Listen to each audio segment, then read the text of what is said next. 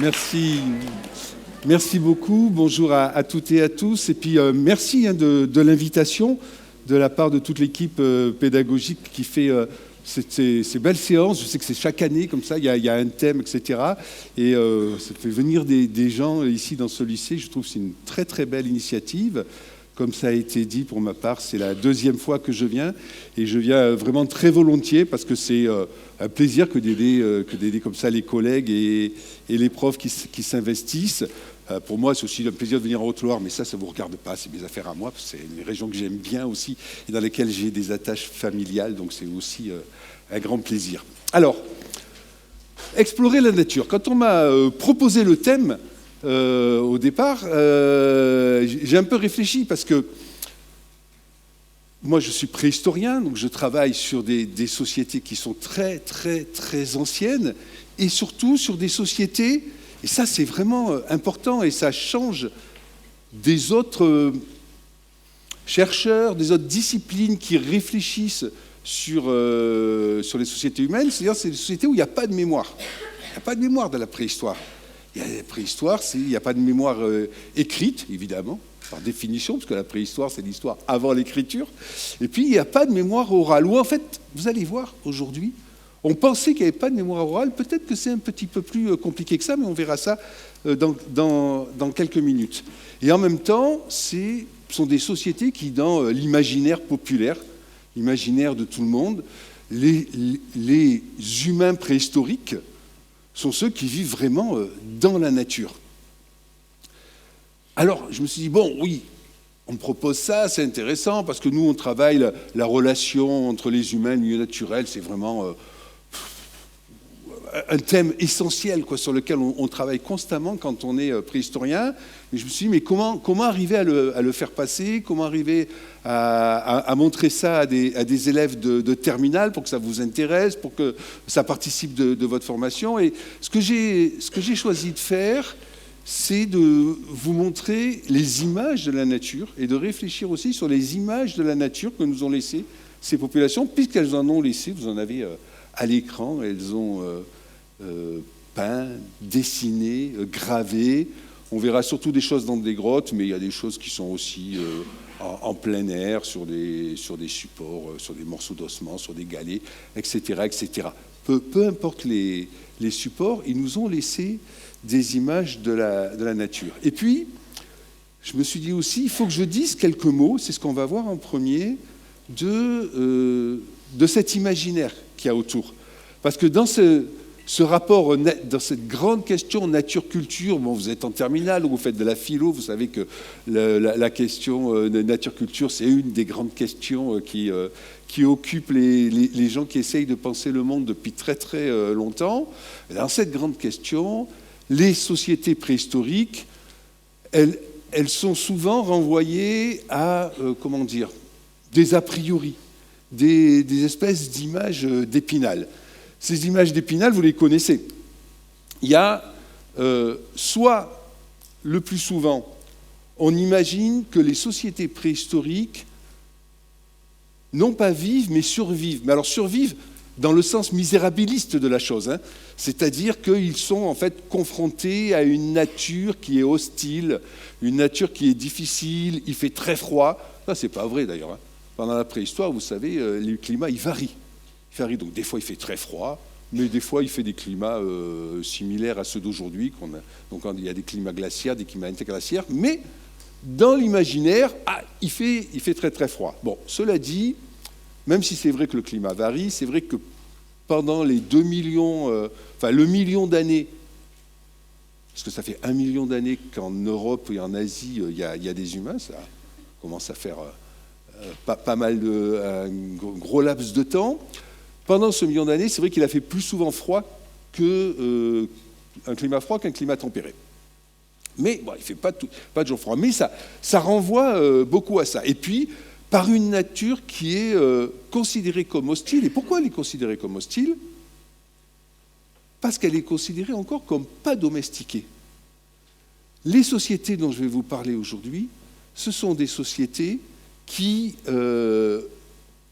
ont existé avant l'agriculture, c'est-à-dire avant la domestication végétale, et avant l'élevage, c'est-à-dire avant la domestication animale.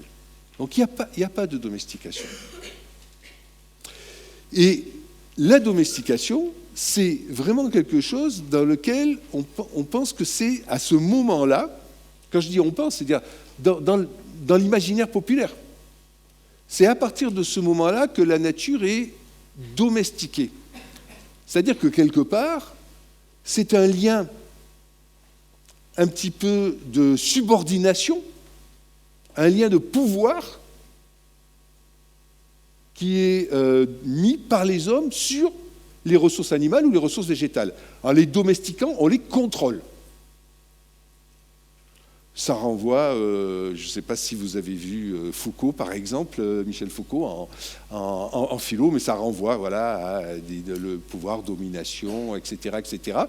Donc cette histoire de domestication, elle influe sur notre façon dont on imagine que les sociétés préhistoriques, avant les domestications, animales ou végétales, vivent dans la nature, se confrontent à la nature et utilisent la nature. Alors, je me suis amusé, ça c'est parce que j'aime bien ça, je me suis amusé à vous mettre des images un peu anciennes, vous voyez, qui ont un siècle ou nettement plus d'un siècle, pour illustrer ce que je suis en train de vous dire, mais j'aurais pu vous mettre des images contemporaines. Ça existe toujours, hein. C'est cette vision très misérabiliste de sociétés humaines qui sont confrontées à des animaux très dangereux. Il y a des tigres à dents de sabre, il y a des ours, aïe, zut, pardon, c'est le mauvais bouton. Des ours énormes, comme vous voyez là, etc. Voilà, c'est quelque chose qui est dans l'imaginaire populaire. Et quand on voit, même dans le cinéma, dans le film, on a souvent ça. Si vous voyez, je ne sais pas si vous avez vu un film qui a été célèbre à cette époque, vous êtes peut-être un peu jeune, pour vous, il ne dira peut-être pas grand-chose, mais qui s'appelle La Guerre du Feu. Oh, c'est une nature... ouais, ils sont toujours à faire gaffe qu'il n'y ait pas un lion qui va arriver derrière pour leur sauter dessus et les croquer, quoi. Donc on a cette vision-là. Alors, on peut l'illustrer. Hein, alors, ce sont des vieilles gravures ou sculptures ici, ou dessins, ou peintures, pardon. Là, en 1870, vous voyez, il y a un ours comme animal très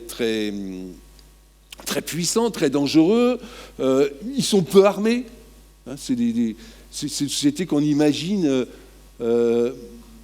n'ayant pas d'outils qui leur permettent vraiment de dominer cette nature. Et si on ne la domine pas, c'est ça l'idée, hein, si on ne domine pas la nature, eh ben c'est elle qui nous domine. C'est elle qui va... et du coup, c'est pour ça qu'elle est dangereuse. Et puis d'ailleurs, vous voyez, il y en a un qui va asséner un grand coup de gourdin sur l'ours. On n'est pas sûr qu'avec son petit gourdin, il fasse très mal à l'ours. Il y en a un autre qui est déjà en mauvaise posture. Et puis, cette violence, c'est-à-dire ces sentiments aussi qui ne sont pas domestiqués, on le voit ici, dans une peinture qui date de 1888, où vous avez, alors c'est l'enlèvement des femmes. Alors ça renvoie à des mythes anciens de la mythologie grecque aussi et romaine, l'enlèvement des Sabines, etc., etc. Mais c'est-à-dire qu'on est à un moment où les sociétés n'ont pas encore, on imagine, bien sûr, c'est pas vrai tout ça. Ça, là, je suis en train de vous expliquer comment on projette et qu'on imagine nos imaginaires, nos propres façons de concevoir ce monde avant la domestication. Et donc, les sociétés n'ont pas encore établi de règles, donc c'est la loi du plus fort, etc. Donc on enlève les femmes, vous le voyez ici, c'est encore plus imagé, avec un homme préhistorique qui est bestialisé complètement, hein, qui ressemble plutôt à un gorille ou quelque chose comme ça. Voilà, on est devant cette image-là d'une société qui est violente parce qu'elle n'a pas encore établi les règles du vivre ensemble, et qui est violente parce qu'elle est confrontée à une nature qui lui est très hostile. Ça, c'est une des façons dans lesquelles on projette notre imaginaire des sociétés préhistoriques. Mais il y en a une autre. Il y en a une autre qu'on retrouve facilement, et je vous ai mis là aussi des images anciennes, à la même époque, mais c'est toujours aussi vrai aujourd'hui, une image que des fois on appelle un peu rousseauiste, voilà, de Rousseau, le philosophe, ah mais non, au contraire, avant que l'homme pervertisse, par le progrès technique, etc., pervertissent la nature, c'est au contraire, et les relations entre les humains, quelque chose de très apaisé, etc. C'est-à-dire que c'est le progrès, la grande idée classique, que vous avez peut-être vu aussi en philosophie, je ne sais pas, la grande idée classique que c'est le progrès qui va pervertir petit à petit la société, etc. Et qu'au départ, il y a un état de nature. Ah, ça renvoie au Jardin d'Éden dans la religion chrétienne, ça renvoie dans beaucoup de mythologies ou de religions à cette idée qu'au début, on vivait dans un monde idéal, idyllique, et que petit à petit, pour un certain nombre de raisons, ça dépend des sociétés, ça dépend des religions, ça dépend des croyances, voilà, petit à petit, ça c'est perverti. Donc vous voyez, là vous avez une jolie image de la vie à l'origine. Alors, c'est genré, hein. C'est clairement genré, hein. Il n'y a pas de problème. Hein. La femme, eh ben, elle a les enfants, elle allait, etc. Elle a son rôle maternel, mais on est en 1897, hein, bien sûr. Et puis l'homme, vous voyez, l'homme, il est là, il surveille, il maîtrise, il est musclé. On imagine qu'il vivrait aujourd'hui, il irait 3 fois par semaine à la salle de sport. Il domine, et dans l'image, c'est lui qui est placé le plus haut. Hein. Il domine la situation. Mais ça renvoie à une image, vous voyez, qui est très apaisée. Ici, pareil, je vous ai mis cette image parce que je me suis dit, tiens, elle renvoie à celle-ci, on a encore un ours. Mais là, c'est différent. Vous voyez, certes, il y a des animaux dangereux, mais ils sont bien à l'abri, ils sont en haut, ils envoient des cailloux, ils ne risquent rien. Les femmes et les enfants sont planqués là-bas derrière, tout au fond, risquent rien non plus. Et puis le paysage, vous avez un beau coucher de soleil, un grand ciel, etc. On n'est pas du tout dans une représentation de quelque chose qui serait agressif, etc., etc. Et puis une autre image aussi de ces sociétés qui ont plein de temps à perdre et donc qui s'amusent à faire des petits dessins et des Mickey dans les grottes sur les parois. Au passage, c'est genré aussi, hein, c'est les hommes qui peignent et qui dessinent. Il ne faut quand même pas exagérer. On ne va pas laisser ça aux femmes. À cette époque-là, là, on est au début du XXe siècle. Je vous le dis de suite. Encore aujourd'hui, on n'a aucune idée de savoir si c'est des hommes, des femmes, des ça qui réalisent ces images dans les grottes. On commence à avoir des idées de qui est rentré dans ces grottes, parce qu'on a des traces, des empreintes, par exemple des empreintes de pieds, puis des empreintes de mains. Et alors là, c'est un peu compliqué, parce qu'on a des empreintes de pieds très grandes, des empreintes de mains très très grandes, qui sont clairement reliées à des hommes. Et puis après, on en a des toutes petites, qui sont des mains d'enfants. Pas de problème, des enfants sont rentrés aussi. Et puis on en a qui sont un petit peu de taille intermédiaire. Et là, on est embêté parce que de taille intermédiaire, ça peut correspondre à une main de femme adulte ou à une main d'adolescent masculin. C'est à peu près la même. Et on ne sait pas, évidemment, on ne sait pas faire la différence. Et donc, du coup, il y a une invisibilisation un petit peu des témoins féminins. Et donc, ça nous empêche de savoir exactement qui rentre dans ces grottes. Il n'y a aucune raison que les femmes n'y rentrent pas et ne réalisent pas des images aussi, bien entendu. Alors, la réalité de ces sociétés, de celles dont je vais vous parler aujourd'hui, évidemment, elle est ni du côté d'une image idyllique, ni du côté d'une image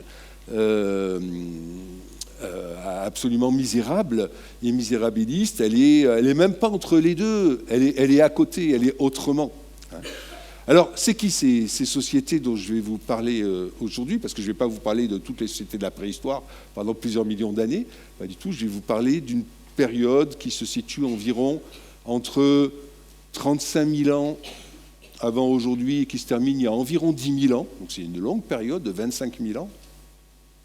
C'est long, hein, c'est des temps très très longs. Hein.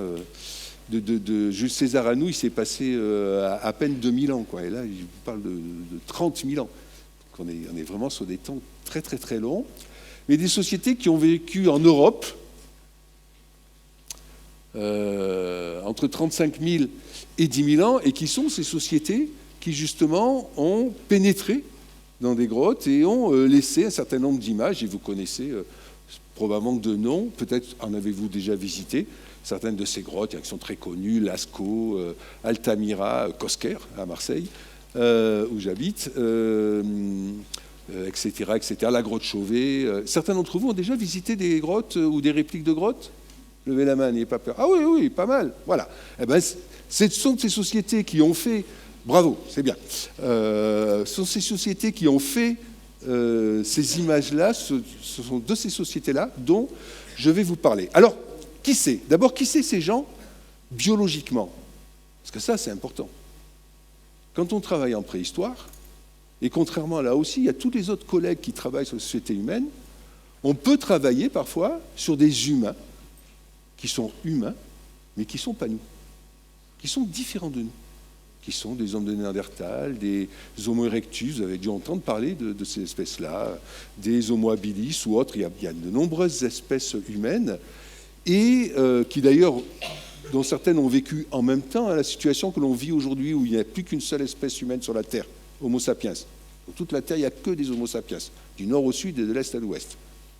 En fait, c'est une situation inédite.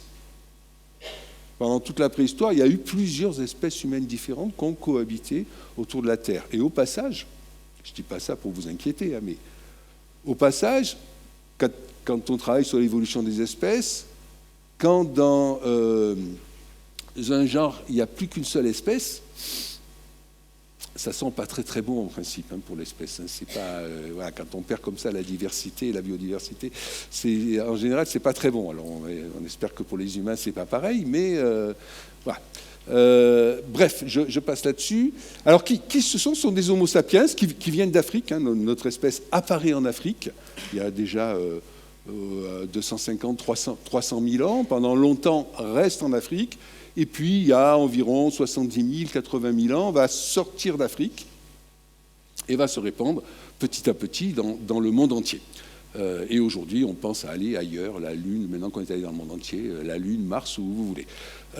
Et donc, ils arrivent aussi en Europe. Donc, ce sont des gens exactement comme vous et moi. Des Homo sapiens, ce sont des Homo sapiens. Nous sommes des Homo sapiens, ils sont exactement comme vous et moi. Les petites différences, elles ne sont absolument pas d'ordre biologique, c'est la même espèce. Elles sont d'ordre ce qu'on appelle intraspécifique, c'est-à-dire les petites différences qu'il y a à l'intérieur d'une même espèce. Et par exemple, au niveau de la couleur de la peau, comme ils viennent d'Afrique, ils ont une peau très sombre, ces Homo sapiens, ce qui est normal parce que c'est une adaptation à des niveaux d'ensoleillement et une protection par rapport à des niveaux d'ensoleillement extrêmement élevés, qui en Afrique, et notamment en zone intertropicale d'où viennent toutes les espèces humaines, et le phénomène qu'on appelle de dépigmentation, qui va faire que l'on va petit à petit avoir la peau qui s'éclaircit, ce qui est intéressant quand on vit en Europe ou en Asie, dans des régions où il y a moins d'ensoleillement qu'en Afrique, parce que ça permet une peau plus claire de mieux récupérer en particulier la vitamine D, et donc c'est un avantage sélectif. Mais c'est un phénomène qui va prendre du temps, évidemment, et pendant ce paléolithique supérieur, donc cette période entre 35 000 et 10 000 dont je vais vous parler, qui a fait toutes ces grottornes, etc., la dépigmentation ne s'est pas encore produite. Donc ils ont encore la peau très sombre. Et puis je vous ai mis à côté l'homme de Néandertal, parce que quand ces humains arrivent en Europe, il n'y a pas vide l'Europe. Il y a des gens, il y a des hommes de Néandertal. Voilà. Mais qui vont rapidement disparaître. En tout cas, ces hommes de Néandertal n'ont jamais réalisé d'image figurative, c'est-à-dire qui représente un sujet. Après, c'est compliqué, parce que les hommes de Néandertal, ils utilisent la couleur, par exemple, ils utilisent des colorants, etc. Ils font de la parure, ils ont des bijoux, tout ça, voilà. Mais on ne connaît pas, ils n'ont jamais représenté, en tout cas, à l'heure où je vous parle, peut-être que demain il y aura une découverte qui montrera le contraire, mais ils n'ont jamais dessiné un cheval, gravé un bison, ou représenté, ou fait une main négative, ou une main positive, c'est-à-dire l'empreinte d'une main sur une paroi, enfin, voilà, jamais d'image dite figurative qui représente un sujet.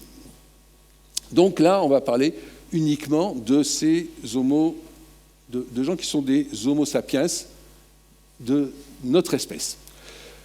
Ils vivent dans un monde, en revanche, qui est qui a un certain nombre de différences avec le nôtre parce qu'on est pendant une période froide. Alors, il y a des moments où il fait très très très froid, il y a environ 20 000 ans. Il y a d'autres moments où il fait moins froid, un peu avant 20 000 ans, un peu après 20 000 ans, vers 30 000 ans. Mais il fait quand même toujours, même s'il ne fait pas hyper froid à certains moments, il fait toujours bien plus froid que dans notre interglaciaire actuel dans lequel on vit depuis environ 10 000 ans et qu'on est en train, pour d'autres raisons, de réchauffer, vous le savez, hélas, terriblement, depuis 2 siècles. Et du coup, évidemment, comme il fait extrêmement froid, eh ben, vous avez une végétation et des animaux qui sont adaptés à ce climat glaciaire. Donc vous avez une végétation, vous n'avez pas de très grandes forêts. Je n'ai pas dit qu'il n'y avait pas d'arbres, hein. Vous n'avez pas de très très très grandes forêts, parce qu'il fait trop froid pour des très grandes forêts, donc vous avez plutôt des paysages de steppe. Pensez à des images de Sibérie, voilà, des choses comme ça ressemble un petit peu à ça.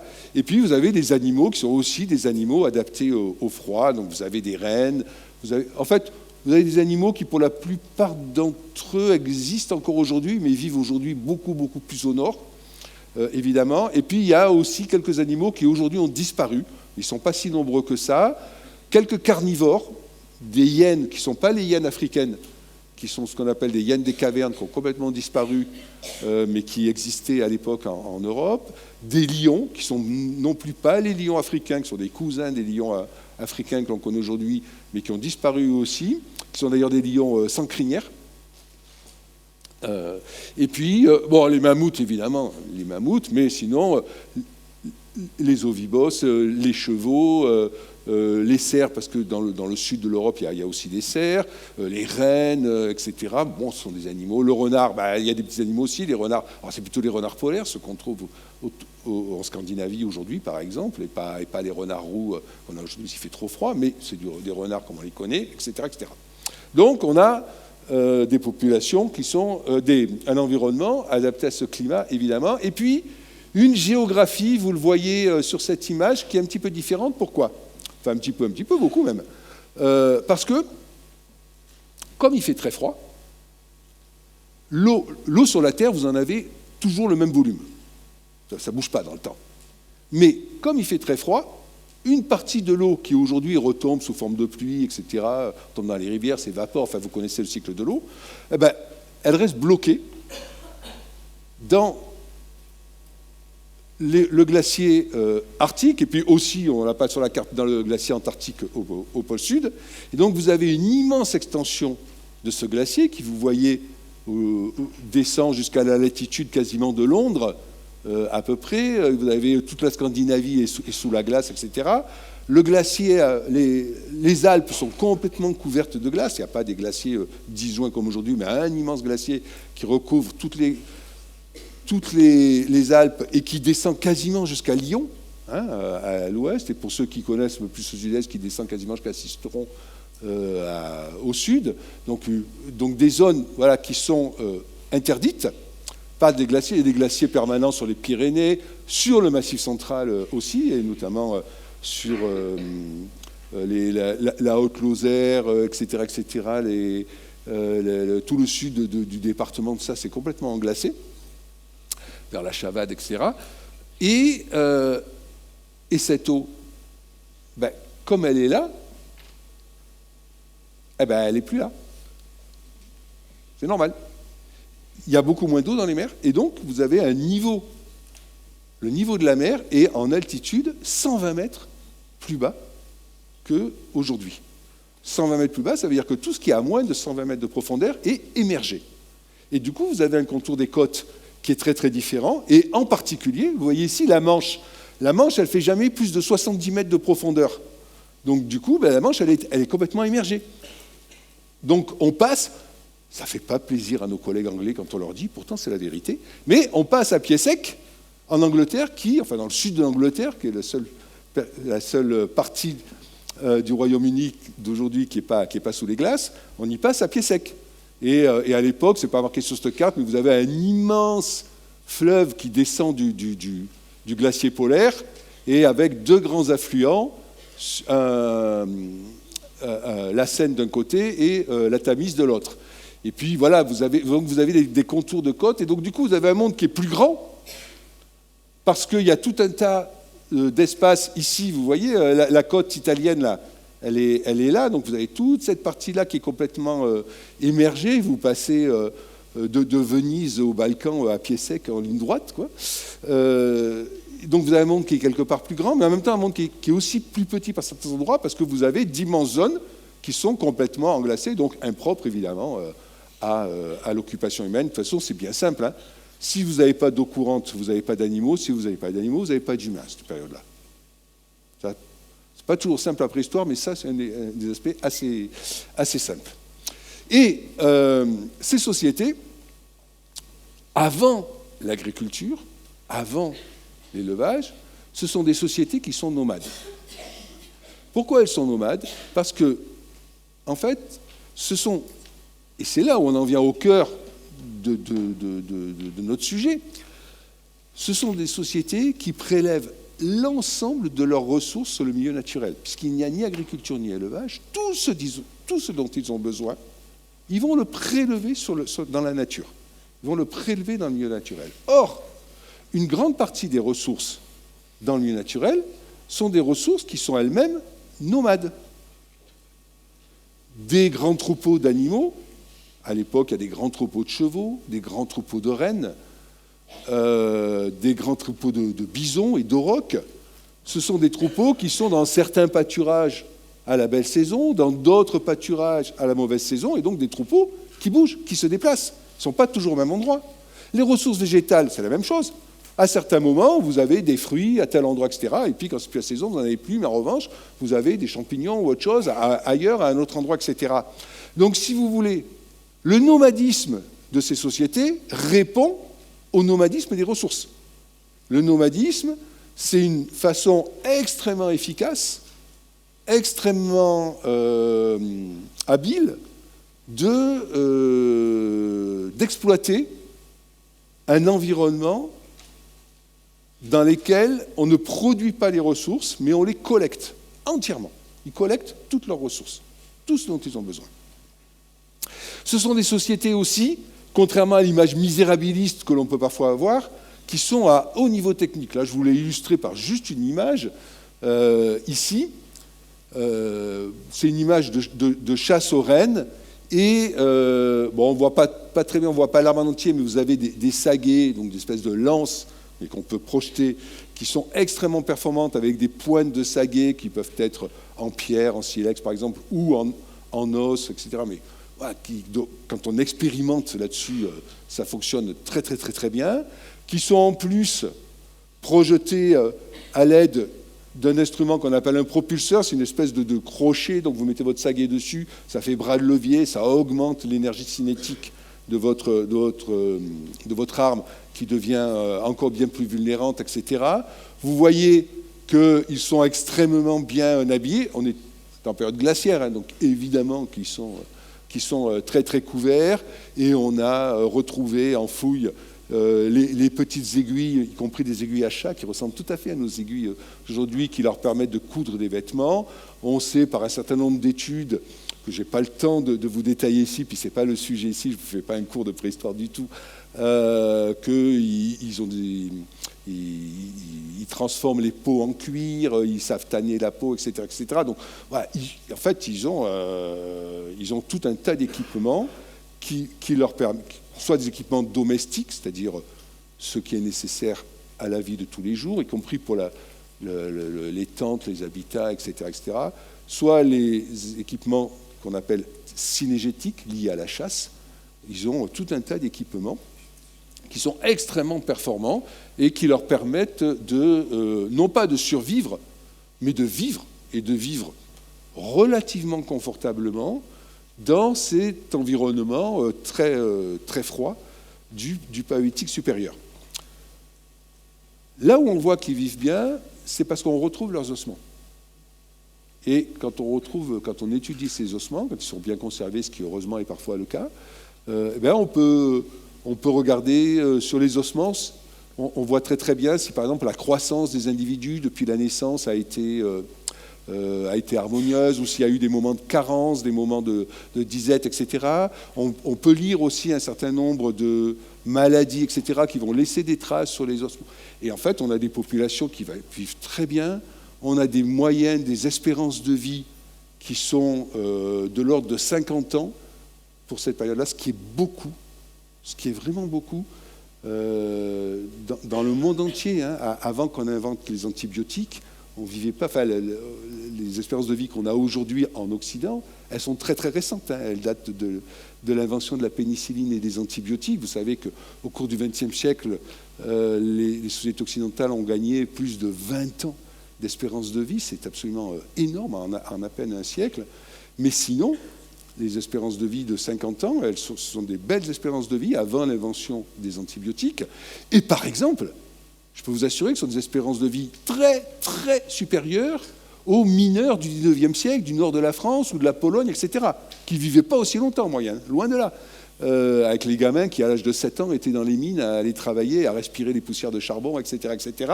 On a, à cette époque-là, des espérances de vie qui sont supérieures à celles de nombreuses sociétés, de nombreux individus ou groupes sociaux des sociétés occidentales du XIXe siècle, voire même du début du XXe siècle. Donc ils vivent correctement. Et puis, on sait aussi, là aussi par les vestiges archéologiques, qu'ils ont des pratiques symboliques complexes. Donc, je ne vais pas m'étendre là-dessus non plus, mais vous avez ici là, des sépultures avec... ce que vous voyez là sur le crâne de l'individu, en fait, ce sont des petits coquillages percés. Ça doit être cousu sur une espèce de coiffe qui était dessus. Et c'est quelque chose... Là, on est vraiment à la frontière franco-italienne. Là, c'est vraiment au bord de la frontière.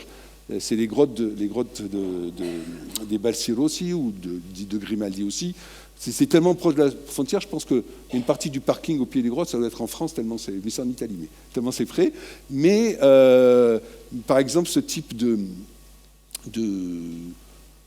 coiffe avec des coquillages, on retrouve exactement les mêmes en Ukraine, en Belgique, on a retrouvé ça aussi, etc. C'est-à-dire qu'on voit qu'il y a des manières de faire, des modes, des ci, des ça, qui sont communes à toute l'Europe, ce qui montre que toutes ces sociétés sont très en connexion entre elles, etc., et se rencontrent, il y a des idées qui circulent, etc., etc., où, ici, je vous ai mis l'image, ça c'est une petite partie des bijoux, et vous voyez que ça comprend des pierres qui sont percées pour être portées en collier ou bracelet ou être cousues sur des vêtements, on ne sait pas trop, des dents animales, des coquillages, etc. C'est une petite partie des bijoux qu'avait un petit enfant qui est mort à l'âge de 7-8 ans, qui a été retrouvé dans un site en Dordogne, peu importe, et qui était littéralement couvert de bijoux. Donc on a des sociétés qui ont des pratiques symboliques qui sont assez complexes. Et puis parmi ces pratiques symboliques, vous le savez aussi, il y a, on va le voir ensuite, la réalisation d'images, mais ça on va en parler ensuite. Et donc, je le répète, parce que c'est vraiment important dans cette relation à la nature, des sociétés, des individus qui prélèvent l'ensemble de leurs ressources, tout ce dont ils ont besoin, sur le milieu naturel. Là, je vous ai mis un petit exemple. Vous avez un animal bien connu, vous le reconnaissez? C'est quoi ça? Pas tous à la fois, parce qu'après on ne s'entend plus. C'est quoi comme animal? Non, vous n'en voyez pas tous les jours, certes, mais il existe toujours. Hein. Pardon? Un élan? Non, ce n'est pas un élan. Avec des bois comme ça, bien en arrière, oui? Oui, un caribou ou un renne. Voilà, alors caribou, c'est le nom qu'on lui donne en Amérique du Nord, mais c'est la même chose, vous avez raison. Et en Europe, on appelle ça plutôt un renne. C'est un renne, et là, je vous ai mis cette petite image pour vous montrer l'intensité de l'exploitation d'une ressource naturelle qu'il peut y avoir à cette époque. Avec ces pauvres rennes qui sont très chassés. À l'époque, c'est vraiment le gibier principal. Et quand on fouille des habitats, des campements de cette époque-là, on retrouve, et qu'on a la chance que les eaux aient été conservées, ce n'est pas toujours le cas si le sédiment est acide, et ben on retrouve du renne en pagaille. On en retrouve tellement qu'au début du XXe siècle, cette période-là, les préhistoriens l'avaient surnommé l'âge du renne. Tellement on retrouvait du renne. Et regardez, Évidemment, la viande est consommée, est utilisée, la peau est utilisée, elle est transformée en cuir. Ces cuirs, ils peuvent faire recouvrir des piquets pour faire des tentes, des tipis, appelez ça comme vous voulez. Évidemment, tout ce qui est les vêtements. Les animaux, les ossements, ils sont utilisés pour faire des objets, comme ici une petite aiguille. Ils sont utilisés, les os plats, parce que dessus on va graver, on va dessiner des choses comme vous voyez là. Les dents, elles sont utilisées pour faire des petits bijoux. Les bois sont extrêmement utilisés pour faire des objets techniques, des pointes de saguet, des harpons, comme vous voyez ici, pour faire des objets décorés également. Bref, alors évidemment la viande, elle est consommée. Le pauvre renne, il n'en reste rien, quoi. Là, une fois qu'il a été dépecé, etc. Et d'ailleurs, dans les fouilles, souvent, on retrouve ces ossements sous forme de tout petits fragments, parce qu'en fait, ils ont été cassés, broyés, les ossements, pour être mis, probablement pour faire des soupes. En climat froid, c'est intéressant, pour récupérer des soupes avec beaucoup de moelle, parce que la moelle est extrêmement énergétique. Et en climat froid, voilà, c'est intéressant. C'est des choses que les Inuits, par exemple, pratiquent toujours dans le Grand Nord sibérien ou autre. Alors, voilà, on a des sociétés qui vivent dans la nature, qui exploitent uniquement des ressources naturelles, qui ne produisent pas eux-mêmes de ressources, encore une fois, pas de domestication végétale, pas de domestication animale. Et la chance que l'on a, c'est qu'ils nous ont laissé des images de cette nature. En tout cas, ils nous ont laissé des images de eux-mêmes, comment ils représentent la nature. Ces images, vous les connaissez, hein, c'est celles, j'ai vu que vous avez été nombreux à visiter des grottes, puis même pour ceux qui n'ont jamais eu la chance d'aller visiter des grottes ornées ou des répliques de grottes ornées, vous en avez vu, j'imagine, dans des bouquins, dans vos cours ou autres. Alors, on va commencer par une image très, très classique, c'est la grotte de Lascaux, c'est peut-être la plus célèbre des grottes préhistoriques. J'imagine que vous avez tous plus ou moins entendu, c'est un nom que vous connaissez tous, la grotte de Lascaux, même si vous ne savez pas exactement ce que vous avez dedans. Au passage, d'ailleurs, il y a une très très belle réplique qui se visite, hein, si vous avez l'occasion, allez-y, elle est très très très bien faite, la réplique de Lascaux, je vous encourage à la visiter. Et voilà, quand on rentre dans la grotte, on arrive dans une espèce de grande salle qu'on appelle la rotonde, une salle un petit peu ronde, alors une salle naturelle évidemment, c'est une grotte, et puis cette salle, elle est couverte de représentations des animaux qui existaient à cette époque-là. Alors,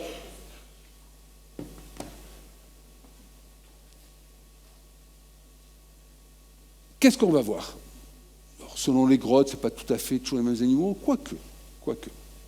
Qu'est-ce que vous voyez là? On voit des aurochs avec leurs grandes cornes. Les aurochs, vous en avez vu des aurochs déjà? Ah, c'est pas gagné, hein. Enfin, cela dit, vous en avez tous vu à peu près, et vous ne le savez pas nécessairement. Parce que l'auroch, c'est la forme sauvage de nos bœufs et de nos taureaux et de nos vaches. C'est la domestication de l'auroch qui a donné nos vaches. Donc voilà. Alors, des aurochs sauvages, il n'y en a plus. Le dernier a été tué il n'y a pas longtemps. Hein. Le dernier a été tué un petit peu au nord d'ici, dans l'Allier, si je me souviens bien, le Puy-de-Dôme ou l'Allier, je ne sais plus très bien. Au XVIe siècle, il y en avait encore dans une forêt royale. Donc c'est très récent, il n'y a même pas 500 ans. Mais c'est... nos vaches, nos taureaux, c'est la forme domestique, donc c'est des animaux qui ne sont pas très étrangers. On ne voit pas très bien sur cette vue-là, mais il y a des chevaux aussi. Les chevaux sont très très présents dans ces images. Ici, on a des cerfs, on se dit, super, on a le bestiaire de la nature. Ils ont représenté la nature, ils ont représenté les animaux qui vont dans la nature. Si on essaye d'étudier un petit peu ça, on va pouvoir peut-être essayer d'avoir des idées sur comment ils imaginent leur relation avec cette nature, etc. Eh bien, vous allez voir, c'est un petit peu plus compliqué que ça en réalité. Pourquoi? D'abord, on va faire des petits agrandissements. Voilà, ça, c'est cette partie-là. Alors, ça représente la nature. Moi, je veux bien, mais il y a quand même des choses un peu bizarres. D'abord, vous le voyez cette image, on le voyait encore mieux sur l'image précédente, il n'y a pas de rapport de proportion au niveau des formes et des dimensions. C'est-à-dire que vous avez des tout petits cerfs ici, 1, 2, 3, il y en a encore un ici qu'on voit très très bien, sa belle ramure, et puis d'immenses aurochs, un cheval. Ah tiens, mais le cheval, il n'y en a qu'un bout. Alors il n'y en a qu'un bout, non pas parce que, comme ça, c'est vieux, hein, Lascaux, ça a 20 000 ans, il y a des images qui peuvent s'abîmer, qui peuvent un peu s'effacer, etc. Non, là, ce n'est pas du tout le cas. Ils n'ont représenté qu'une partie de l'animal. Il n'est pas dessiné ou peint, dans ce cas-là, en entier. Ça, c'est assez souvent le cas. Et puis alors, lui, il est peint, lui, il est plutôt dessiné, il n'y a pas d'aplat de couleurs à l'intérieur. Là, de nouveau, il y a des aplats de couleurs. Donc, bon, il y a des choses un peu qu'on ne voit pas directement dans la nature. S'ils avaient eu un appareil photo à l'époque, ils auraient pris des photos, jamais il y aurait eu ça. On aurait vu les proportions respectées entre les animaux, etc., etc. Il y a d'autres choses. Là, je vous le dis parce que vous ne pouvez pas le voir, parce que vous voyez, il y a une écaille, hélas, de la paroi qui est tombée, donc on a perdu un petit bout de l'image, mais c'est un cheval. On le reconnaît très bien, voilà, au sabot, bref, à la forme du corps. Et puis à côté, il y a un autre animal, là. C'est quoi ça? Vous reconnaissez celui-là?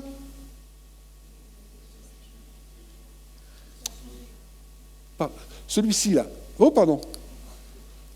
Celui-ci. Qu'est-ce que c'est comme animal, ça? Ah, il est un peu bizarre, hein? Il est un peu bizarre, oui. Non, mais il vous reste 3 secondes avant d'appuyer sur le... non, mais cherchez pas. Il n'existe pas. Il y a... Lui, on l'appelle la licorne, ce qui a l'air un nom pas terrible, parce qu'il a 2 cornes, vous voyez, bien droites, que les licornes mythologiques, a priori, elles n'en ont qu'une. Mais c'est un animal qui n'existe pas, et régulièrement, vous serez d'accord avec moi, c'est une drôle de représentation de la nature quand on commence à dessiner des animaux qui n'existent pas. Et régulièrement, dans ces grottes, on trouve, comme ça, des images d'animaux qui n'existent pas. Là, on va changer d'endroit, on va à Marseille, dans les Calanques, la grotte Cosquer. Suivez le pointeur, là, vous avez un beau cheval avec ici son front, la bouche, le cou, enfin, sous la mâchoire, le début du poitrail, bon, il continue, hein, la photo entière, puis là, vous avez toute sa crinière, comme ça, et puis le dos qui démarre ici. Bon, il est transpercé de deux grands signes barbelés, comme on les appelle, oublions-les pour l'instant. Bon, c'est un cheval, ouais, sauf que quoi?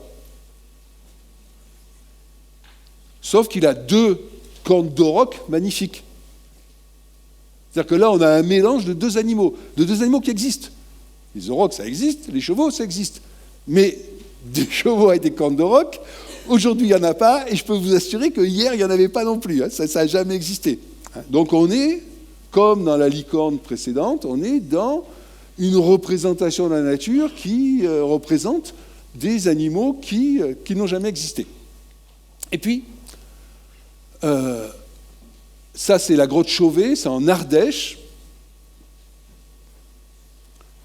Vous voyez une grande fresque dans laquelle vous avez des lions, des rhinocéros, des bisons, de nouveau des lions, il y a des bisons, des rhinocéros ici, il y a encore des lions, il y a un beau rhino ici, etc., etc.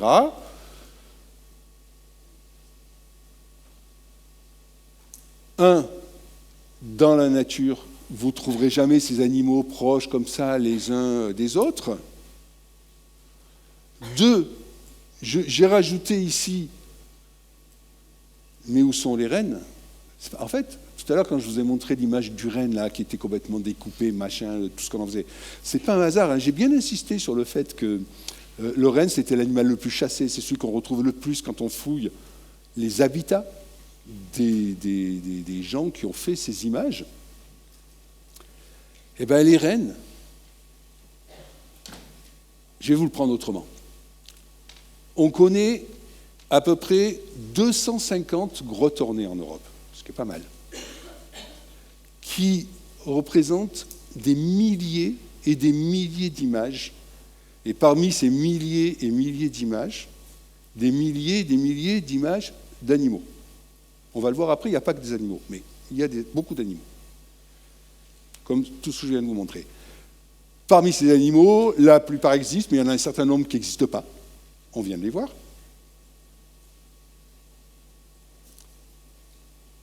Et en fait, il n'y a absolument pas tous les animaux qu'on retrouve dans la nature. Il n'y en a que certains animaux qui sont représentés. Et en particulier le renne, qui est l'animal qui chasse le plus, qui est l'animal qu'ils utilisent le plus, qui fréquente le plus. Ils ont un quotidien avec le renne incroyable dans leur vie de tous les jours. Eh bien, il n'est quasiment jamais représenté quand ils font des images. Ils ne représentent pas le renne. Pas que, hein. Les oiseaux sont rarissimes. Les serpents, les insectes, jamais, zéro. Enfin, les serpents, à peine. Les insectes, jamais. On connaît, sur ces milliers d'images, on connaît une représentation de sauterelle, en tout et pour tout. Il y a tout un tas d'animaux. Les poissons, c'est très rare également. Il y a tout un tas d'animaux qui ne sont jamais représentés. Autre élément, moi, je ne dessine pas bien, ce n'est pas ma qualité principale. Mais si on me dit, tiens, voilà la nature, dessine la nature. Bon, je vais essayer de faire ce que je peux. Donc, s'il y a des animaux, je vais dessiner des animaux. Et puis, ces animaux, ils sont pas dans le ciel, quoi. Ils sont sur Terre. Et donc, il y a des arbres, donc je vais faire des arbres. Il y a des sols, je vais faire des sols. Il y a une montagne derrière. Et puis, il y a le soleil, etc. Donc, regardons-les, là, les arbres, les soleils, là, il n'y en a pas. Là, il n'y en a pas. Il n'y en a pas, il n'y en a pas, il n'y en a pas, il n'y en a jamais. Il n'y en a jamais. Les paysages, les environnements, c'est ça, jamais, zéro. Mais alors, ça, c'est pas une fois, c'est zéro. Jamais. Ces animaux, ils flottent. Et là encore, sur les images que je vous ai montrées, ça se voit pas, c'est pas les plus spectaculaires, mais à Lascaux, par exemple, mais dans beaucoup de grottes, ils sont aussi dans n'importe quel sens. C'est-à-dire que vous pouvez avoir un auroch dans un sens, et puis on a l'impression qu'il a plus ou moins, quand on regarde les pieds vers le bas, ou les pattes vers le bas, et puis l'auroch d'à côté, il est tourné dans l'autre sens, avec les pattes vers le haut. C'est-à-dire qu'ils sont installés dans une espèce d'éther, dans une espèce d'espace vide. Ils sont souvent dans tous les sens, peuvent être à la verticale également. Il n'y a pas tous les animaux. Enfin bref, on est en fait devant des images qui sont très animalières, puisqu'elles représentent très souvent des animaux, mais qui ne sont absolument pas naturalistes. Ça ne représente pas la nature. Pas du tout. Et puis, il n'y a pas que des animaux. Il y a, ce qui est bien, dans ce rapport humain, nature, etc., ils se sont représentés eux-mêmes aussi.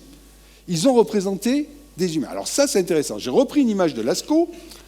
Vous voyez ici un beau rhinocéros. Vous le reconnaissez?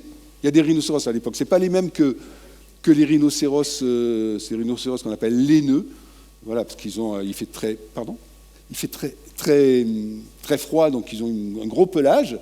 Et ils sont des cousins des rhinocéros africains, mais ce n'est pas les mêmes que les rhinocéros africains d'aujourd'hui. Vous avez ici un beau bison, très reconnaissable, avec sa barbiche de bison, etc., ses cordes de bison. Voilà. Et puis vous avez un humain, vous le voyez, j'imagine. Je ne sais pas si ça vous saute aux yeux, mais il n'est quand même pas, du point de vue graphique, il n'est pas traité tout à fait comme les animaux. Hein, vous voyez, les animaux, il y a il y a beaucoup de détails. Vous voyez les poils là du rhino, pardon. Pareil pour ce bison qui est transpercé ici, il a l'air de perdre ses entrailles, quelque chose. Enfin, là, les sabots fourchus typiques des bisons, c'est très bien représenté ça. L'humain, lui, il est un peu schématique, on va dire. On a presque, au début, les premiers préhistoriens qui l'ont vu, ils ont dit, mais ça, ce ne doit pas être les mêmes qu'on dessinait l'un et l'autre, et l'humain, il est dessiné de manière malhabile. Il est pas bien, il est dessiné par quelqu'un qui ne sait pas bien dessiner. Ce n'est pas vrai du tout. Quand on a examiné de très très près le trait qui représente le contour de cet humain, donc c'est fait avec un crayon de manganèse, hein, qui est un minéral qui permet de faire ces couleurs sombres. C'est un trait quasiment continu, sans relever la main. Or, on n'est pas sur un papier quinçon, on n'est pas dans un amphi avec des bureaux bien plats, comme ceux sur lesquels vous êtes en train de prendre vos notes, etc. On est sur les parois d'une grotte, c'est irrégulier, c'est grumeleux, etc. C'est pas facile de dessiner dessus, c'est pas un support qui est facile pour faire des images. Hein, vous le voyez ? Eh bien, c'est fait quasiment. C'est quelqu'un qui dessine super bien qui a dessiné cet humain. Donc si cet humain, il semble schématique, il semble malhabile, c'est parce que celui ou celle qui l'a dessiné a voulu donner cette image-là. Ce n'est pas du tout parce qu'il ne maîtrise pas le dessin. Et puis, il est tellement malhabile, regardez, il n'a que 4 doigts, je peux vous assurer, à l'époque on en avait déjà 5, et depuis longtemps.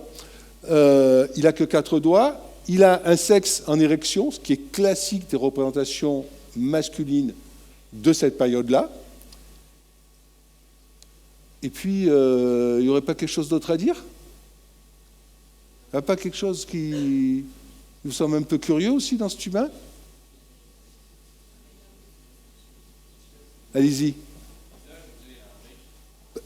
Parlez un tout petit peu plus fort, pardon.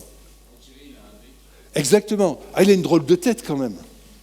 Ah, il a quand même une drôle de tête. En fait, il a une tête un peu de canard ou d'oiseau. Regardez ici, il y a une espèce d'oiseau, hein, mais regardez comment c'est traité, c'est exactement de la même façon. Ah, il a une tête d'oiseau. Alors, je veux bien que ce soit des humains qui se présentent dans la nature, mais c'est un peu curieux quand même. Hein.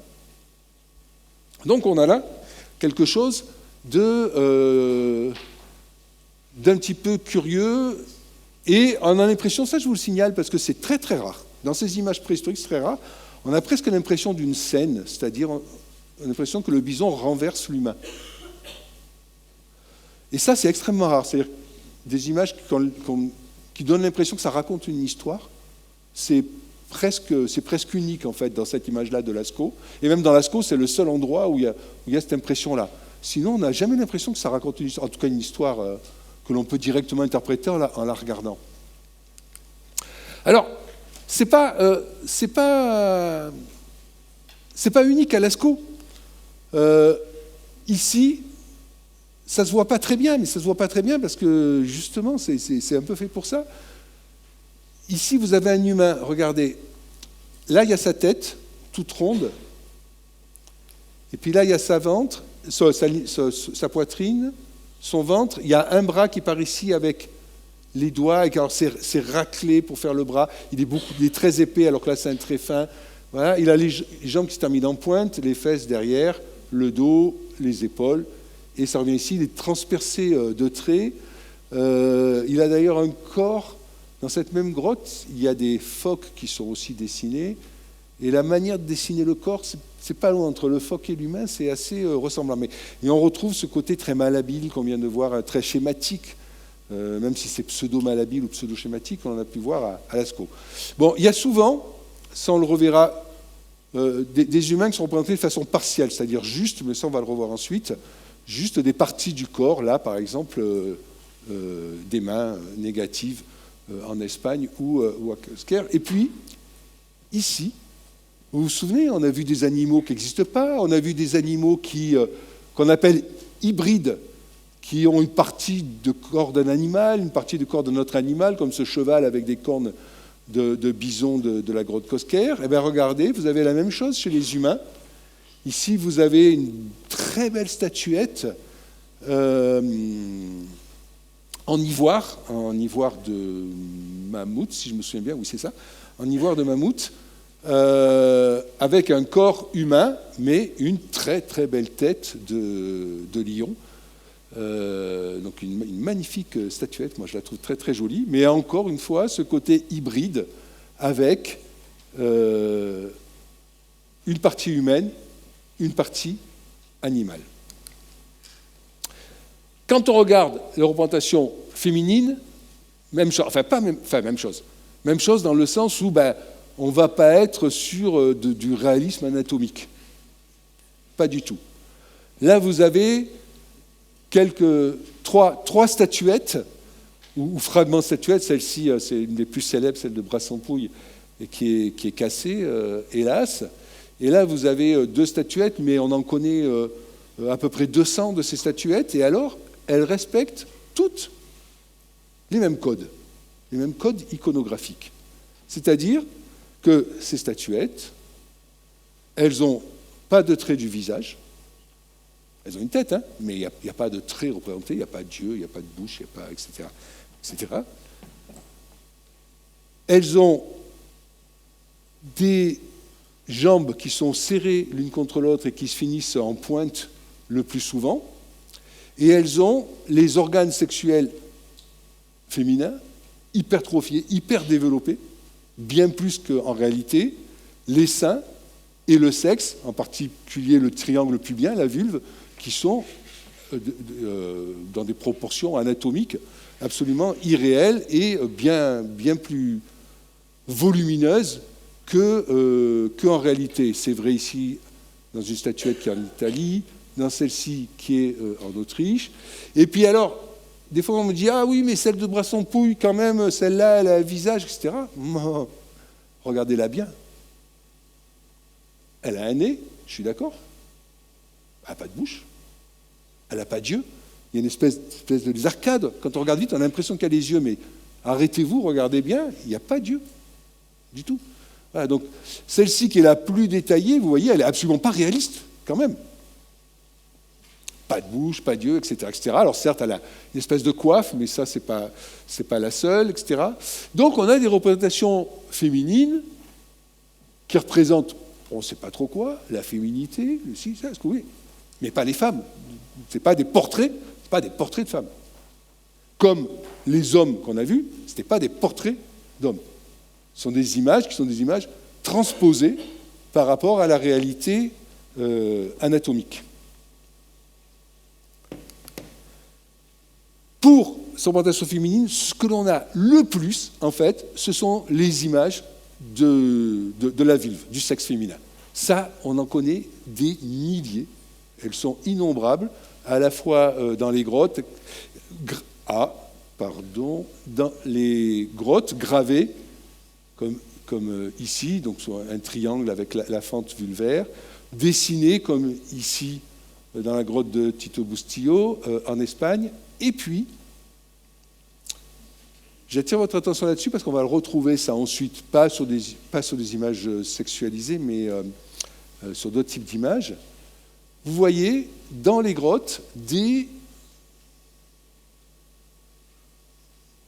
morphologies naturelles des parois des grottes qui évoquent des sexes féminins, et vous avez une intervention humaine sous forme ici d'ajout de colorants rouges à la Lyocetta, ou ici sous forme en noir d'ajout de poils pubiens qui viennent renforcer la visibilité, la lecture de l'image. Mais on a une forme qui est naturelle au départ, qui n'est absolument pas une forme... Il n'y a pas de travail humain, là, sur cette forme-là. Et le plus bel exemple, le plus spectaculaire, je vous le montre parce qu'il est très peu connu, parce qu'en fait, c'est une découverte très très récente, il y a 4 ou 5 ans, et donc c'est quelque chose qui n'est pas encore passé un petit peu dans le grand public. On est à côté de Paris, dans la forêt de Fontainebleau, Et dans la forêt de Fontainebleau, alors là, ce n'est pas des grottes, c'est des espèces d'énormes amas rocheux, mais alors du coup, il y a des gros blocs qui s'empilent les uns sur les autres et ça fait des cavités à l'intérieur. Il y a des trous, des creux à l'intérieur. Et il y en a une qui est gravée. Et alors, vous avez ici, donc un sexe féminin avec le triangle pubien, avec ici une incision qui est naturelle, liée à l'érosion, etc., etc. Ici, une autre incision qui est naturelle. Là, c'est plus compliqué. Là, vous avez le côté droit du sexe, vous avez une incision qui est naturelle et qui a été repris, aménagé, agrandi, allongé par un instrument silex. Donc là, on a une intervention humaine. Et ce qui est le plus extraordinaire, c'est que, là on ne peut pas le voir sur la photo, et c'est tellement petit qu'on ne peut pas, c'est impossible de prendre une photo du dispositif en entier, mais au-dessus, vous avez donc le sommet du rocher, qui est relativement plat, enfin un peu incliné quand même, et vous avez deux petites dépressions. Ces deux dépressions, qui ne sont pas grandes, hein, qui sont des petites dépressions qui font une vingtaine de centimètres de diamètre, il y en a une qui est naturelle, c'est l'érosion qui l'a creusée, voilà. Et l'autre, en revanche, elle a été creusée, elle a été fabriquée. Elle a été creusée. Quand il pleut, ces deux dépressions se remplissent d'eau, débordent, l'eau arrive par ici, l'eau arrive par là, et vient couler dans la fente vulvaire ici. Donc on a, alors, comment l'interpréter voilà, on peut l'interpréter de mille façons, des pertes, évidemment, les règles, enfin bon, bref, il y a tout un tas de possibilités, on ne sait pas trop, mais là, on a tout un dispositif qui vient à la fois décrire quelque chose de naturel, une partie d'un corps féminin humain, et qui se sert de morphologie naturelle augmentée par des morphologies créées, comme cette dépression ou ici, cette fente-là. Et puis, je ne sais pas si vous avez fait attention, il y a deux chevaux, de part et d'autre aussi. Et donc, comme dans les grottes aussi, sur les mêmes panneaux, sur les mêmes espaces, on appelle ça des panneaux, là, ces ensembles-là, on voit qu'on a des humains, des animaux, comme tout à l'heure, notre bison qui est notre humain à Lascaux renversé, etc., etc. On voit qu'on a humains, animaux qui sont là et qui sont ensemble sur des mêmes panneaux de représentation. On ne sait pas ce que ça veut dire nécessairement, on ne comprend pas, on n'arrive pas à faire une lecture, en tout cas on n'y est pas encore arrivé dans le cadre de cette conférence, de ce genre de choses, mais on voit qu'on a cette association, et en revanche, je vous le rappelle, pas de végétaux, etc., etc. Voilà. Donc on a un bestiaire qui est très partiel, certains animaux sont très présents, notamment dans les milliers d'animaux qui ont été réalisés à cette époque-là, plus de la moitié ce sont des chevaux et des bovidés, c'est-à-dire des aurochs ou des bisons, ça représente plus de la moitié, et puis il y a des animaux qui ne sont jamais ou presque jamais représentés. Il n'y a pas de paysage, il n'y a pas de scène, on en a vu une à Lascaux, mais c'est très très très rare, voilà. Et puis il y a un autre acteur, je viens de commencer à en parler, et ici on le voit parfaitement. Qu'est-ce que ça représente ça? Vous voyez l'image? Vous voyez, non? Ça représente quoi? Oui, un oiseau. Et alors là, regardez bien mon pointeur. Regardez bien mon pointeur. Vous voyez cette partie-là, là, le ventre de l'oiseau? Ça, c'est la seule intervention humaine. La seule. Tout le reste, c'est une forme naturelle, par hasard. Le hasard de l'érosion qui a créé une forme qui ressemble vraiment à un oiseau. Et donc, il y a à peu près 15 000 ans, là, dans la grotte d'Alchéry, c'est dans le Pays basque espagnol, il y a des humains qui sont rentrés, qui ont vu cet oiseau-là et qui ont rajouté un petit trait pour faire encore plus l'oiseau, mais c'est tout. Il y a juste l'intervention humaine, elle est là. C'est ce petit trait gravé. Tout ça, c'est complètement naturel. Ça, c'est pas rare, et je viens de vous le montrer sur les images précédentes, hein, ces formes naturelles, etc. Et ça, c'est pas rare. Ici, la fameuse grotte de Pechmerle, qui est une des rares grottes ornées que vous pouvez visiter encore aujourd'hui. Donc je vous encourage, il n'y en a peut-être plus pour longtemps. En fait, les visites, il y a des risques aussi que ça altère, que ça abîme ces images. Donc, petit à petit, toutes ces grottes, les vraies, je ne parle pas des répliques évidemment, sont fermées à la visite. Donc Pêche-Merle, c'est encore possible de la voir en vrai. Je vous encourage si vous avez l'occasion. Et vous voyez, bon, il y a 2 chevaux ici, il y a des mains, peu importe. Et là, voilà, on va se concentrer sur cette partie-là. Ici, on a une belle tête de cheval. Et c'est, vous voyez, la paroi qui est découpée comme ça en tête de cheval. Je peux vous assurer qu'on l'a regardée, cette découpe, mais dans tous les sens, avec des binoculaires. Enfin, il n'y a aucune intervention humaine. On est devant le hasard qui forme naturellement une tête de cheval, et on voit que ce qui est convenu d'appeler les artistes de la préhistoire, mais moi j'aime pas trop ce terme, mais en tout cas ceux qui ont fait ces images, ils sont partis de cette forme de tête de cheval, comme ils viennent de le voir pour l'oiseau d'Alchéry, et puis après, voilà, ils développent sur le panneau tout un tas de trucs. Ici, on est dans la merveilleuse grotte de Cussac, celle-là, elle n'est pas visitable. Et voilà, ici, le ventre du bison, forme complètement naturelle. Il n'y a rien à faire. Hein. Ils utilisent la forme de la paroi pour faire le ventre du bison. Bon, c'est assez courant à Cussac, cette image. Là, très bel exemple dans la grotte d'Altamira. On est sur le plafond, en fait. Il faut lever la tête. C'est sur le plafond de la grotte. Et vous voyez une grande écaille. Et je ne sais pas si vous le voyez bien, là. Alors, en fait, c'est un bison polychrome absolument merveilleux, en rouge et noir, comme ça. Là, en fait, il est enroulé sur lui-même, comme s'il était couché, vous voyez, avec la tête repliée vers son poitrail. Là, il y a ses 2 cornes, donc tout son cou, sa ligne de dos. Voilà, ses pattes ici qui sont repliées. Et vous voyez, ça c'est complètement naturel, l'écaille. Et toujours à Altamira, ici, une espèce de pendant rocheux. Ils ont juste rajouté 2 yeux, 2 sourcils, c'est tout. Et vous avez une tête humaine qui vous regarde. Et puis, j'ai eu la chance de le voir en vrai. Je vous assure qu'on a vraiment l'impression. C'est haut comme ça, ça fait 70 cm. Il y en a 2 côte à côte. J'ai mis une image, il n'y en a qu'une, mais il y en a 2 côte à côte. Et puis, dans une grotte, c'est le... vous êtes déjà rentré dans les grottes, j'imagine, pour la plupart d'entre vous. C'est noir, hein. Mais quand je dis c'est noir, c'est pas le noir comme quand on sort à minuit chez soi, quoi, avec des étoiles, des machins. Non, c'est le noir, c'est le blackout total, quoi. C'est le noir à ses black 100%, quoi. Noir complet, on n'y voit rien.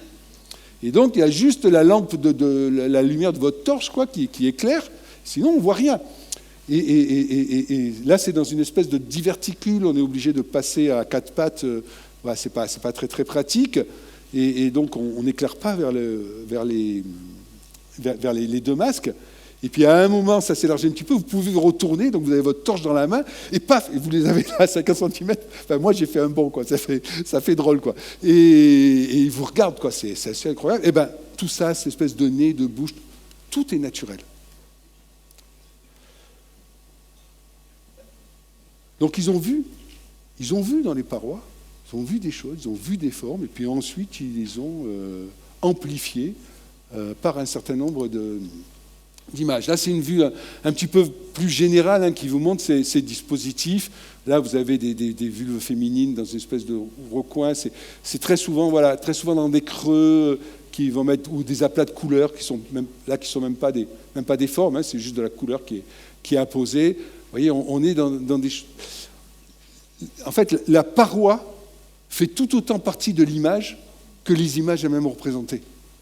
Le support sur lequel elles sont faites, qui est un support en volume, qui n'est pas un support plat, ce n'est pas une toile de tableau, ce n'est pas un mur d'église, etc. C'est quelque chose qui, vous le voyez, tourmenté, qui a du volume, qui a de la 3D. Et bien, c'est aussi l'image. C'est aussi l'image. Et puis, on est en milieu souterrain et on est en milieu profond. Ici, très très bel exemple, 2 jolis cervidés qui sortent. C'est grand, hein, c'est une faille dans la paroi de la grotte qui fait 2-3 mètres de haut, hein, etc. Et puis on a l'impression que de cette faille, c'est-à-dire que de l'intérieur de la terre quelque part, hein, sortent ces deux animaux qui sont des cerfs ici. Là, ce sont des animaux, mais ici, ce sont ce qu'on appelle des cygnes. Ça, c'est de nouveau dans Altamira, dans 2 endroits différents d'Altamira. Vous avez cette espèce de grand cygne quadrangulaires, là, bon, peu importe ce que c'est, mais on a vraiment l'impression, eux aussi, qu'ils sortent du fin fond de ces failles. Et alors, point supplémentaire, qui a été remarqué depuis longtemps par les préhistoriens, et que moi j'ai eu la chance de voir toutes ces grottes, et ça saute aux yeux quand on est dans les grottes. Et si un jour vous visitez la grotte de Pechmer, par exemple, c'est quelque chose que vous pourrez voir, ou encore plus celle de Gargas, vous le verrez aussi. Gargas, c'est dans les Hautes-Pyrénées. Et la grotte, c'est une de ces grottes qui se visitent, une vraie grotte qui se visite encore, et on le voit très bien. Des failles, dans les grottes, il y en a partout, parce que c'est des grottes parce que l'eau s'est infiltrée, a dissous le calcaire, etc., etc. Donc voilà, qu'il y ait des failles, c'est normal. En fait, il n'y a pas des animaux qui donnent l'impression, ou des signes qui donnent l'impression de sortir de ces failles, dans toutes les failles, loin de là, dans toutes les fissures. Il y en a plein où il n'y a pas d'image autour. Celles qui portent les images, clairement, chaque fois, elles ont une forme naturelle de sexe féminin. Systématiquement. Donc, sexe féminin qui, elles-mêmes, sont des images très, très, très représentées dans ces grottes, comme je vous l'ai montré. Donc là, on a quelque chose qui fonctionne autour de cette image de la féminité ensemble. Alors du coup, qu'est-ce qu'on peut en dire, et notamment de cette relation, pour revenir à la question première, c'est-à-dire comment ces sociétés du paléolithique supérieur, ces sociétés de chasseurs-cueilleurs, chasseurs-collecteurs nomades, pensent le monde, et comment on peut essayer de s'appuyer sur ces images pour essayer de réfléchir. Pour ça, ce qui est intéressant, c'est de revenir à ce que l'anthropologue Philippe Descola, alors je crois que certains d'entre vous en ont déjà entendu parler, mais peut-être pas tous dans cette salle, parce que je crois qu'il y a eu une intervention dans les jours précédents qui a cité Philippe Descola. Est-ce que vous étiez tous là ou pas ? Donc je vous le résume, alors je vous la fais vite, ne vous inquiétez pas. Philippe Descola, c'est un anthropologue qui a étudié de très très nombreuses sociétés très diverses à travers le monde, et en particulier qui les a étudiées au niveau de comment ils conçoivent la nature, le rapport à la nature, etc., etc. Parce que, pour nous, dans nos sociétés occidentales, il y a un rapport que vous connaissez tous, et qui est un rapport qui est à la fois lié à l'histoire de nos sociétés et aussi à la manière dont scientifiquement on pense le monde. Et qui est d'abord d'une grande binarité, avec d'un côté l'humanité et de l'autre la nature. C'est vrai dans les schémas de construction du monde des trois grandes religions qui structurent nos sociétés occidentales, que ce soit la religion chrétienne, la religion islamique ou la religion juive, ou la religion chrétienne, voilà, dans la Genèse, la nature va être mise au service de l'humain, etc., etc., etc. Et puis, les humains sont une création divine. Et puis, c'est vrai aussi dans la façon dont on sépare le vivant, en particulier le vivant animal au sens le plus large, en nous considérant dedans. C'est-à-dire que vous avez les hommes, les humains, et les animaux. Les animaux, depuis le chimpanzé et le bonobo jusqu'à la fourmi. Or, entre les deux, il y a peut-être des petites différences. Et on met tout dans le même sac. Donc on a vraiment cette opposition très très binaire. D'autres sociétés pensent le monde différemment, et notamment celles qui sont autour, en particulier du point de vue de leur contexte religieux, autour des sociétés chamaniques. C'est quoi les sociétés chamaniques ? Ce sont des sociétés autour de l'animisme qui pensent qu'il y a différentes façons d'être au monde, et que, en outre, certains des êtres vivants, et en particulier les chamans, peuvent prendre plusieurs de ces formes. C'est-à-dire qu'un chaman, il peut aller dans le monde souterrain, parce que dans les sociétés chamaniques, on pense qu'il y a un monde souterrain, et puis revenir à un état, par les états de transe, et puis revenir ensuite à un état normal, etc. Les sociétés chamaniques pensent qu'il y a différents mondes, mais qui se côtoient, etc. Et qu'il y a un équilibre entre ces mondes. Et quand quand il y a un problème, qu'il soit individuel, par exemple quelqu'un qui est malade, ou qu'il soit collectif, social, un affrontement, un problème entre deux groupes sociaux, etc., et ben c'est qu'il y a une rupture de cet équilibre-là. Et donc les chamans vont circuler entre les différents mondes par la transe, par les états de transe, pour pouvoir rétablir cet équilibre. Et ça veut dire qu'en fait, ils ne considèrent pas, ce qui est la grande différence avec nos sociétés à nous, les humains comme au sommet d'une évolution et devant contrôler, dominer, par la domestication, mais voilà, par le contrôle de la reproduction qu'on a chez nos plantes et nos animaux domestiques, etc., le reste du vivant, voire inventer du nouveau vivant, comme on peut le faire aujourd'hui à travers la manipulation génétique. On peut inventer des êtres qui n'existent pas. Dans les sociétés autour de l'animisme, en fait, les humains sont une partie du vivant comme les autres, au même rang que les autres. Il n'y a pas de hiérarchie, si vous voulez, entre les différentes formes du vivant. Et du coup, ce qui permet d'ailleurs de prendre plusieurs formes et de pouvoir circuler. Et les chamans peuvent être à un moment, de prendre une forme animale, etc. Ou peuvent prendre aussi, et c'est ce qu'ils décrivent quand on leur demande qu'est-ce qu'ils voient dans leur état de transe, ils décrivent que souvent, ils voient des êtres où eux-mêmes, comme il y a différentes formes du vivant mais qu'elles ne sont pas hiérarchisées, du coup on peut hybrider. Et donc les chamans, ils peuvent dire, mais à un moment j'avais un corps d'homme et une tête de renard. Ou une tête de loup, par exemple. Vous voyez, la possibilité qu'on peut prendre différentes formes du vivant, et puis l'idée surtout que les humains sont partie prenante complètement du vivant, mais sont dedans, ils ne sont pas au-dessus, ils ne sont pas à côté, ils sont dedans. Ça, c'est... et il y a de très nombreuses sociétés dans l'histoire et encore aujourd'hui qui réfléchissent le vivant comme cela.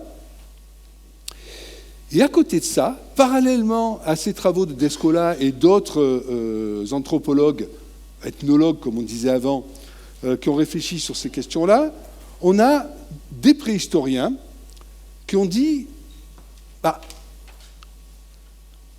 on dit qu'il n'y a pas de mémoire, mais est-ce que vraiment il n'y a pas de mémoire de société préhistorique? Et je finis là-dessus. Et qui ont fait un travail extraordinaire, en particulier un collègue qui s'appelle Jean-Louis Lequelec, mais il n'est pas tout seul, puis il a toute une équipe avec lui, puis il y a d'autres aussi. Et est-ce que vous avez entendu parler, vous avez dû entendre parler de l'indo-européen, et de cette façon, qui est la langue commune de toutes les langues, il y a à peu près toutes les langues qu'il y a en Europe, etc., etc. Et est-ce que vous savez comment les linguistes ont recréé cette langue qui n'existe plus, qui est la langue d'origine des langues européennes? En fait, ils ont pris ce qui était commun dans toutes les langues européennes aujourd'hui, en italien, en espagnol, en anglais, etc., les racines, etc., etc., et ils ont remonté comme ça petit à petit pour essayer de retrouver des racines d'origine, etc. Comment pouvait fonctionner cette langue? Eh bien, Jean-Louis Lequelec et d'autres de ses collègues ont fait la même chose. Alors, ils n'ont pas pris des phonèmes, comme des linguistes, ils ont pris ce qu'ils appellent les mythèmes, des éléments de mythe. Et du coup, l'idée, c'est quoi? L'idée, c'est qu'on sort tous d'Afrique. D'accord? Quand les humains sont sortis d'Afrique, ils sont sortis avec leurs outils, leurs habits, c'est ça, puis ils sont sortis aussi avec leur imaginaire, leur monde symbolique, etc., avec les histoires qui structuraient leur monde. Et ils les ont baladés. Donc l'idée, c'est de se dire, on va étudier tous les mythes de toutes les sociétés dans le monde, et s'il y a des éléments qui sont communs, eh bien, ce seront probablement des éléments qui datent de l'époque où l'homme était encore en Afrique. et qu'ils ont trimballé à travers, parce qu'après il y a d'autres mythes qui ont été construits plus tard, etc. Mais ceux-là, on va les retrouver qu'à certains endroits du monde, parce qu'ils sont propres à certaines sociétés. Tandis que s'il y a des choses qu'on retrouve communes à toutes les sociétés dans le monde entier, de tout le globe, partout, quelles que soient les sociétés, là, on est au cœur de ce qui était au commun au départ des humains quand ils se sont dispersés. Je finis. Et notamment, il y a un mythe qu'on appelle le mythe de l'émergence primordiale, et qui dit quoi? Qui dit que... Bon, mais je peux garder sur cette image, jusqu'à la dernière. Que les humains, au départ, et ça on le retrouve en Afrique, en Asie, en Europe, en Amérique, en Australie, partout. Les humains, au départ, ils n'étaient pas tout à fait humains, ils n'étaient pas encore humains, ils ressemblaient à des animaux, ils vivaient sous la terre et sont sortis de la terre par des failles, par des fissures, et c'est en sortant qu'ils sont devenus humains. C'est le mythe de l'émergence primordiale, il est commun à toutes les sociétés dans le monde. Ils sont sortis par des failles, ils étaient encore animaux et ils sont devenus humains en sortant.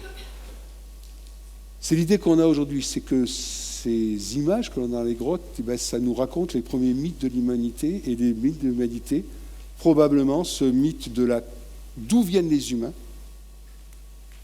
c'est probablement un mythe primordial, et ça explique aussi à la fois ces images hybrides que vous avez vues, animaux-animaux, humains-animaux, etc. Ça explique ces utilisations, voilà, ces humains qui sont dans la paroi, c'est ce vivant qui est dans la paroi et qu'on fait ressortir. Voilà, je finirai là-dessus et je vous remercie.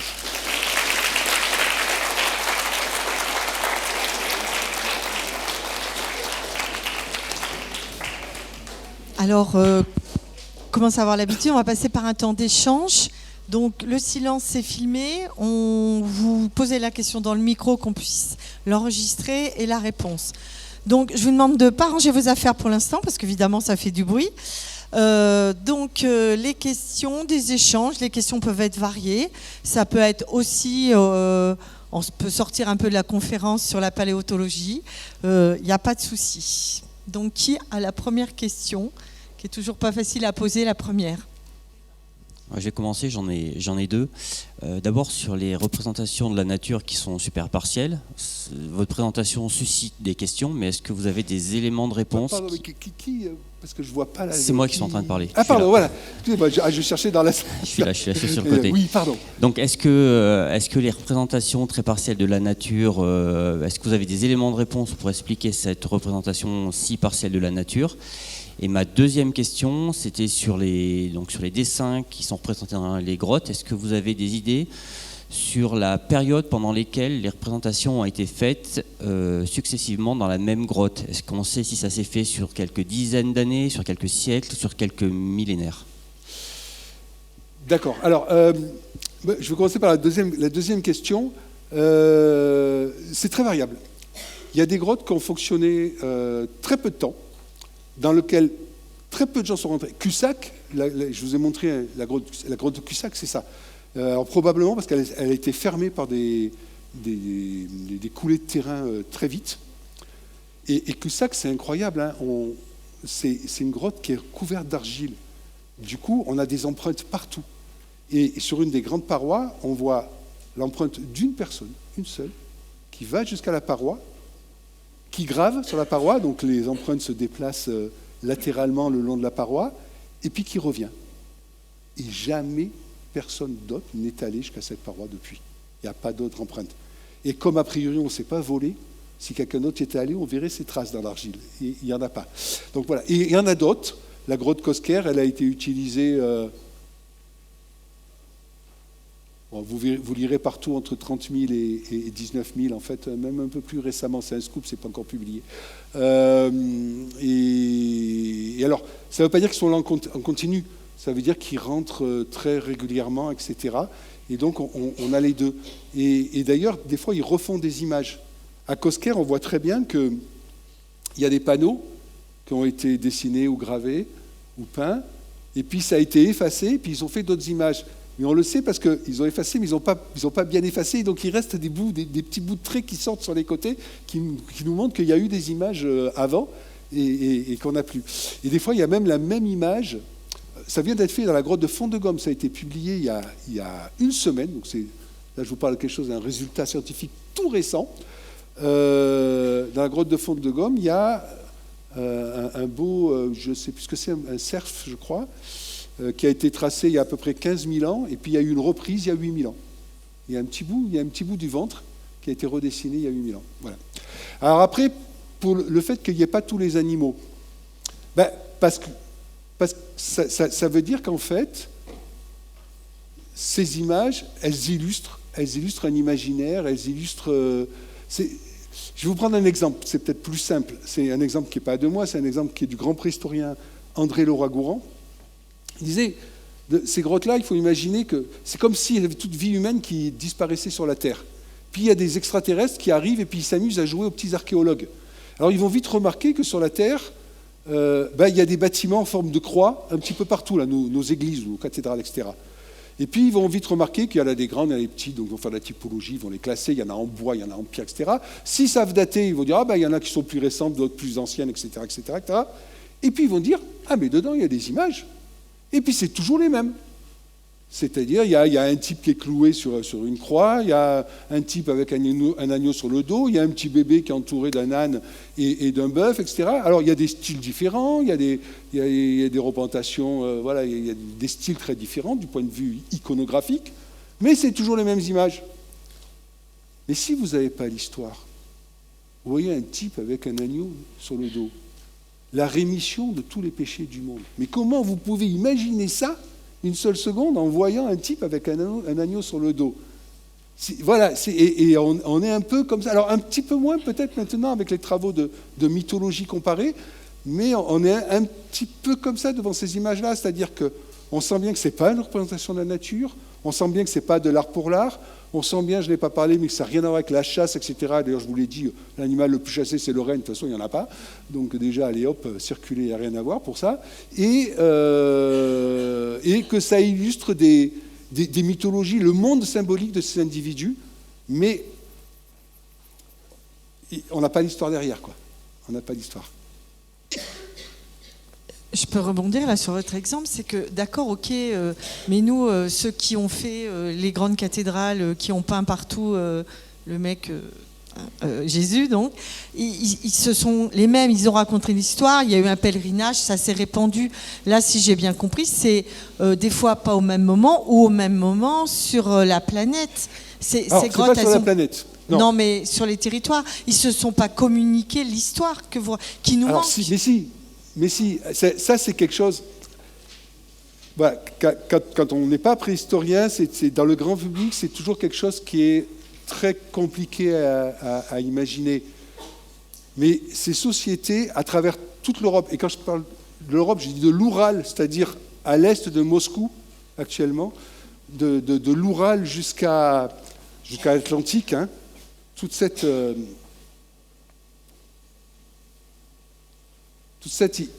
immense zone ici, on a des sociétés qui sont des sociétés en réseau et en connexion extrêmement importantes. Et d'ailleurs, ce sont les mêmes images qui sont réalisées, ils portent les mêmes bijoux. Quand leurs armes, leurs outils évoluent dans le temps, cette évolution, elle se fait sur l'ensemble de cette période. Alors, ça ne veut pas dire qu'ils se connaissent tous, bien sûr, surtout qu'on est sur des démographies très faibles, hein, les démographies de chasseurs-cueilleurs nomades. Les démographies des nomades sont toujours faibles, notamment parce que quand on est nomade, il faut se déplacer, que s'il y a trop d'enfants, il y a un proverbe Maasai qui dit qu'une femme qui a plus de 3 enfants, elle a toujours mal au dos. Parce que si on a trop d'enfants, ça gêne les déplacements du groupe. Donc il y a toujours dans les sociétés nomades des systèmes de régulation des naissances qui vont des interdits du rapport sexuel pendant un certain nombre de temps après un accouchement, jusqu'à l'infanticide dans certaines sociétés. C'est très varié, les systèmes de régulation, mais il y a toujours des systèmes de régulation, et ils sont peu nombreux. Ils sont peu nombreux, mais ils se connaissent, et de l'Atlantique jusqu'à l'Oural, par exemple, quand on a une invention quelque part, elle se répand à une vitesse incroyable sur tout cet espace que vous avez là sur la carte. Ça va tellement vite qu'avec nos moyens de datation, on n'arrive pas à savoir d'où vient l'invention parce que c'est à l'intérieur de la marge d'erreur de la datation. Ça va trop vite, c'est inférieur à 100 ans. Et en fait, vous avez le groupe A qui est en relation avec le groupe B, qui est lui-même en relation avec le groupe ici C, D, E, F. A et F, ils ne se sont jamais rencontrés, mais à l'intérieur, voilà, par contact successif. Et puis, dans ces sociétés nomades, et c'est vrai encore aujourd'hui, hein, les sociétés nomades, il y a toujours des grands moments qu'on appelle des moments d'agrégation, dans lesquels les sociétés viennent de très très très loin, les groupes, les tribus, les ethnies, appelez ça comme vous voulez, et se réunissent. Et d'ailleurs, ce sont des moments, alors qu'ils sont tous les 2 ans, tous les 3 ans, tous les 4 ans, ça dépend des sociétés, mais ce sont ces moments-là où il y a souvent les grands rites de passage, d'initiation, de passage d'un âge à l'autre, etc., d'une part, et où il y a aussi les échanges d'individus, c'est-à-dire où les femmes, le plus souvent, mais pas toujours, dans certaines sociétés, c'est les hommes, quittent leur groupe d'origine pour aller prendre une compagne ou un compagnon dans un autre groupe. Et quand ils s'en vont dans un autre groupe, ils emmènent avec eux leurs histoires, leurs ci, leurs ça, et donc ils trimballent tout ça. Et en fait, c'est dans toute l'Europe, mais c'est incroyable la puissance du réseau de relations. Ça va très très très très vite. Il y a des objets qui circulent. Hein. Il y a des coquillages qui ont été ramassés là sur la côte atlantique qu'on a trouvé dans des sites en Pologne, en Ukraine, etc., etc. Qu'est-ce qui vous a donné envie de faire de la paléontologie, en fait? Alors, rien, parce que je ne fais pas de paléontologie, je fais de la préhistoire. Arrêtez. La paléontologie, c'est l'étude des restes animaux. Moi, je travaille sur les sociétés humaines. Eh bien, écoutez, vous n'êtes pas le premier à me poser cette question, et du coup, j'y ai réfléchi, etc. Et je ne sais pas. C'est-à-dire que ça relève vraiment de l'ordre de la vocation. C'est-à-dire, quand j'étais tout petit, je voulais être archéologue, et puis très très vite ça a été la préhistoire ancienne, celle des chasseurs-collecteurs, pas celle des éleveurs agriculteurs, qui m'a intéressé. Et c'est d'ailleurs pour ça que j'ai fait les études, parce que j'étais mauvais élève, j'aimais pas l'école.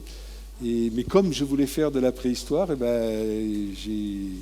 j'ai quand même continué l'école, et je suis allé jusqu'au bac, et puis un peu plus loin après.